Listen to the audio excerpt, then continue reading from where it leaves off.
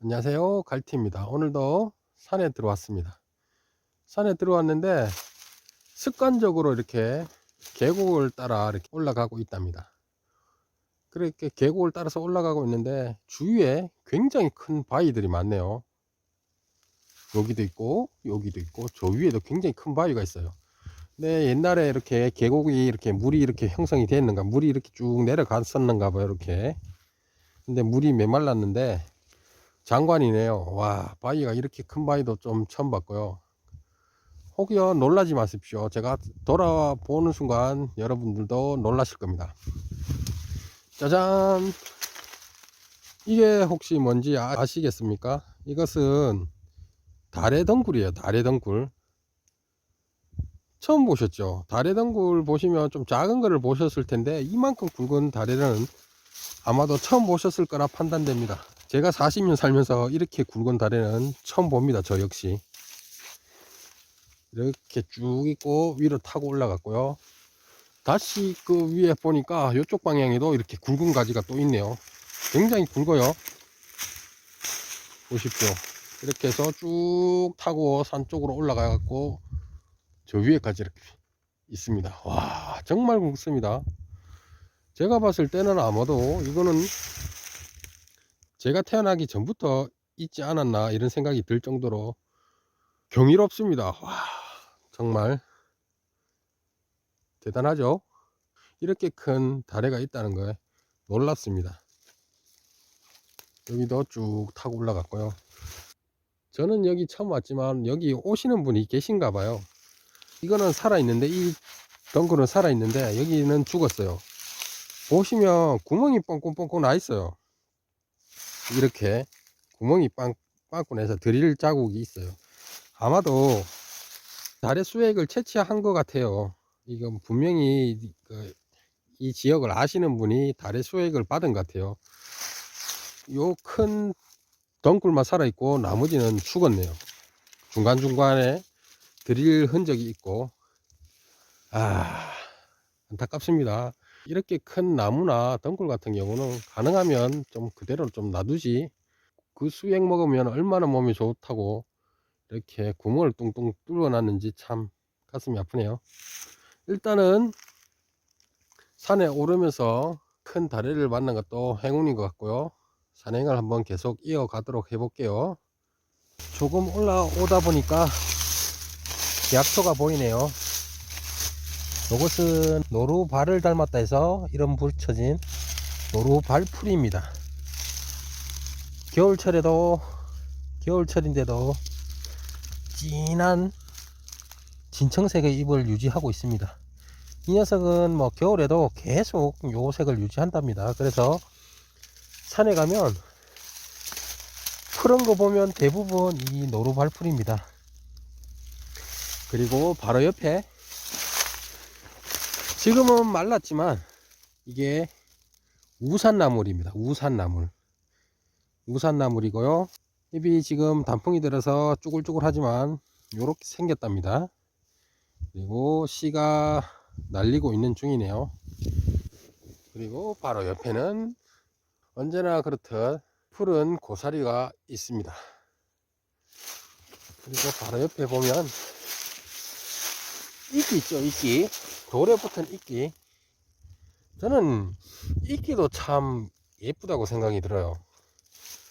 한겨울인데도 얘들은 항상 푸릇푸릇해요. 그래서 저는 개인적으로 이끼를 좀 좋아한답니다.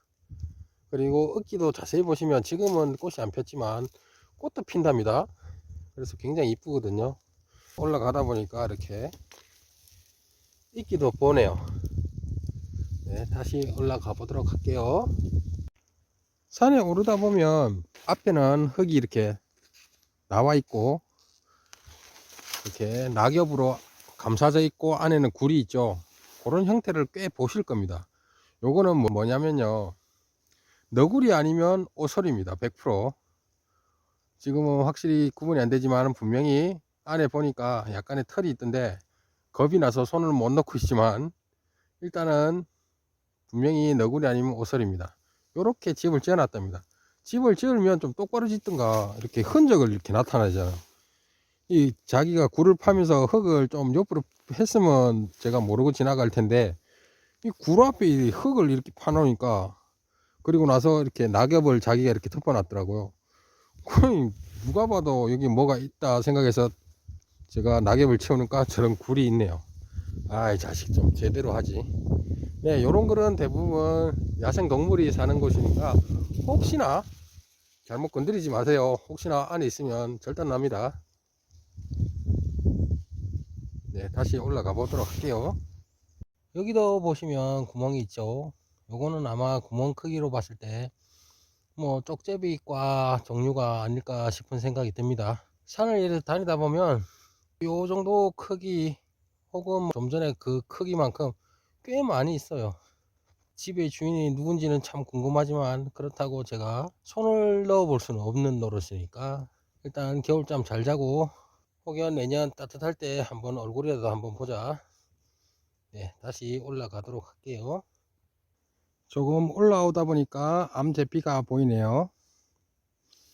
여기 보이시죠?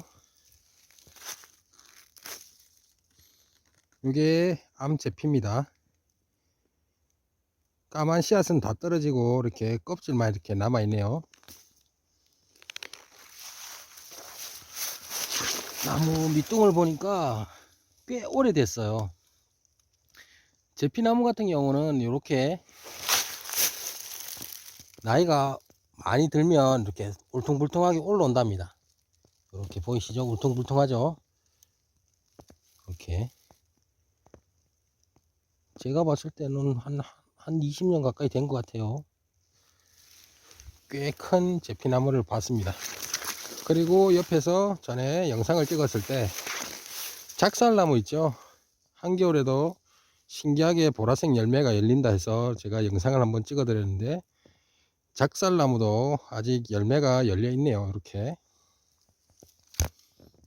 참 신기하죠. 한겨울에 이렇게 보라색 열매가 이렇게 열릴까요? 신기하죠. 저도 산에 오면서 이 작살나무 이 보라색 열매를 보면 항시 눈이 간답니다.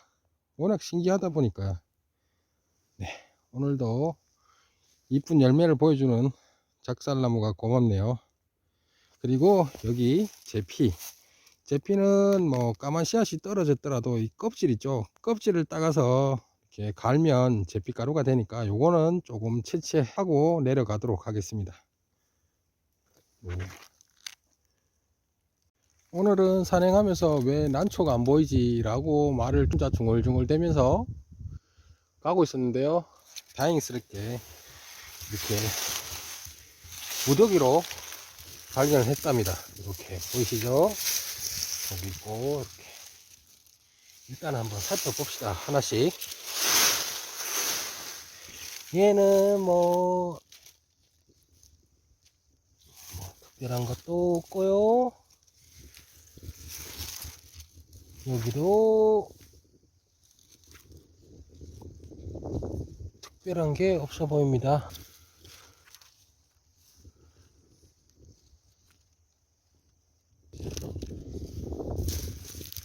여기는 생강근이인가 봐요. 아주 어린 생강근이 나와 있는데 이거 자세히 보면 특별하게 뭐가 없는 것 같고요. 여기도 생강근이에요. 난초를 처음 접하게 되면 어린 생강균에서 올라온 난초를 많이 캐 가십니다. 그래서 그걸 배양하는데요. 저는 워낙 잘 죽이다 보니까 조금 작은 것들은 잘 안 캡니다. 마음에 들지 않는 것은 절대 안 캐고요. 이렇게 많다고 해서 이렇게 다 캐가면 안 되겠죠. 위에도 한번 볼게요. 여기도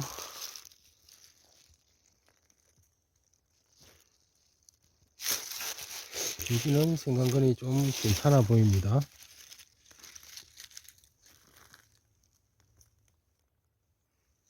네.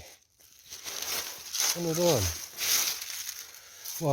제가 뭐가 있어서 좋다기보다 대충 이게 생강근이고 발전 가능성이 있어 보이고 그리고 입엽입니다. 바짝 서 있는 잎이고 잎을 자세히 보시면 약간 쭈글쭈글한 모습도 있죠. 사람들은 뭐 라사지라고 하는데 라사지 같지는 않은데 그래도 제가 최근 본 난초 중에서는 괜찮은 것 같아서 요 어린 녀석 한 녀석만 데려가도록 하겠습니다. 네, 주위에도 한번 살펴볼게요.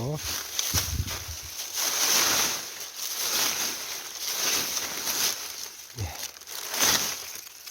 여기도 난초가 있네요. 난초가 있는데 난초를 찾으실 때 난초라는 게 희소성이 있는 거 있잖아요. 동물로 치면 돌연변이 뭐 그런 거 있죠. 그런 거를 찾는 게 춘난 산행의 포인트인데요. 쉽게 없죠. 일단은 요 어린 녀석, 요 녀석 한 녀석만 데려가도록 하겠습니다. 네. 네. 데려간다는 요 녀석을 캤거든요. 역시 생강근입니다.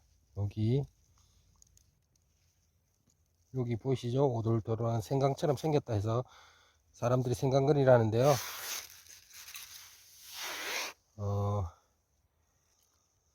난초 씨가 땅속에 이렇게 들어가면 몇 년을 거쳐서 이런 생강근을 형성한답니다. 그 생강근이 형성되어서 나중에 몇 년 뒤에 이렇게 난초가 올라오거든요. 그러니까 요렇게 작은 난초라고 하여서 뭐 너무 어린 거 아니냐 이러는데 연식으로 따지면 생강근 형성될 때부터 시작한다면 꽤 오래된 겁니다. 뭐 이런 거에 비하면 작지만 그래도 그래서 뭐 난초를 사람들이 많이 그럽니다. 반려식물이라고. 저는 그 말에 전적으로 동의합니다. 이 난초 같은 경우는 꽤 오래 수명이 꽤 오래 가거든요. 그래서 뭐 제가 지금 40대니까 40대 초니까 제가 이 녀석을 잘 관리하면 오랫동안 이 녀석을 볼 수 있겠죠 아마. 그래서 이 녀석을 한번 잘 관리 한번 해 보도록 하겠습니다. 괜찮아 보이죠? 네. 여러분 제 손바닥에 있는 거 혹시 아시겠습니까? 겨울이라서 잘 모르겠지만 이것은 생강나무입니다. 생강나무. 생강나무가 요렇습니다. 겨울이다 보니까 이렇게 꽃몽어리가 이쁘게 아주 이쁘게 맺혔죠. 이렇게 이것을 가지를 뚝 끊어서요 요 가지를 먹어보면 향긋한 레몬 향기가 납니다. 이름은 생강나무라 해서 생강 냄새가 난다고 그랬는데 제가 뭐 먹어보니까 레몬 있죠. 레몬 향이 은은하게 납니다. 이게 바로 생강나무입니다. 꽃몽우리가 되게 이쁘죠. 그래서 요거 혹시 산에 가시면 나뭇잎이랑 꽃이 없더라도 쉽게 구분이 된답니다. 꽃몽우리 되게 이쁘죠. 네, 산에서 여기저기 헤매다가 꼴짜기 사이로 오다가 잠시 쉬었는데 쉬는 사이에 주위를 둘러보니까 여기 으름이 보이네요. 그래서 으름도 한번 보여드릴게요. 이게 바로 으름입니다. 으름. 잎이 5개죠. 뭐 딱 5개가 정석은 아니지만 5, 6개가 달려 있답니다. 요 으름은 한국의 바나나로 많이 알려져 있고요. 맛은 뭐 그렇게 맛있다고 생각은 안 든답니다. 덩굴성 식물인 만큼 뭐 주위에 여러 나무를 많이 타고 올라갔네요. 네, 잠시 으름을 구경하고 다시 산을 올라가도록 하겠습니다.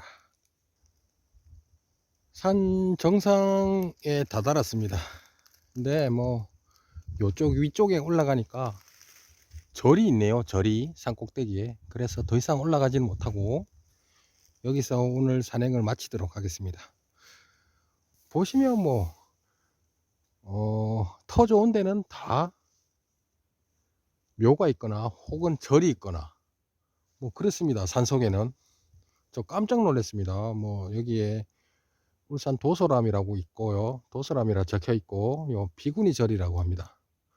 그래서 뭐 더 이상 올라갈 수는 없고 여기서 오늘 산행을 마무리하도록 하겠습니다. 오늘도 즐거운 하루 되시고요. 감사합니다. 갈티였습니다.